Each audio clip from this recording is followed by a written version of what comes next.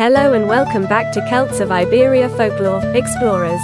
Today we will talk about an important Iberian deity, Noctiluca, which means firefly. It is also known as White Lady or Malac as a later Phoenician adaptation.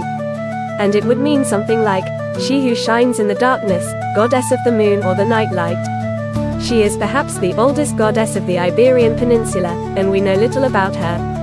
It is believed that the Iberians worshipped him on full moon nights. According to some Greek chroniclers, especially in the area of Andalusia, there were numerous primitive temples dedicated to the great white goddess, who they believed had been worshipped since prehistory. Perhaps that is the reason we do not retain a name for this supreme deity. It was associated with fertility, life and death, as well as Mother Earth, the moon and water and sea tides, linked to the lunar phases. And she was represented with animals like the lion and the horse. She was worshipped in temples that consisted of caves in the mountains, and each phase of the moon had a meaning. In the same way, his figure in the firmament was the moon, especially the crescent moon. On Earth, on the other hand, it was represented with a rock. Today there is evidence of 3 large cave sanctuaries to this goddess in Almeria and Cadiz.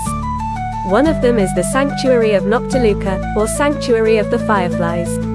It is also believed that the name of the city of Malaga would come from Malac. Later the Phoenicians and Tartessians merged it with Astarte, and the Romans with Venus. Today we can find traces of the cult of this goddess in our folklore in songs like Son of the Moon. But the most important current connection with Noctiluca is that of the Virgin of Carmen. It is known that many Celtic deities survived Christianity by adapting to it, disguised as characters from this religion. For example, the case of Violico and the Wolf of Santiago. In this case, the parallelism is amazing. The Virgin of Carmen is the patroness of the Andalusian coast and of the fishermen and sailors of that area, and there is great passion and devotion for her. Since it is not known when, July 16 has been celebrated as the day of this patron saint, and the ritual is, to say the least, curious since it is reminiscent of those performed with Noctiluca.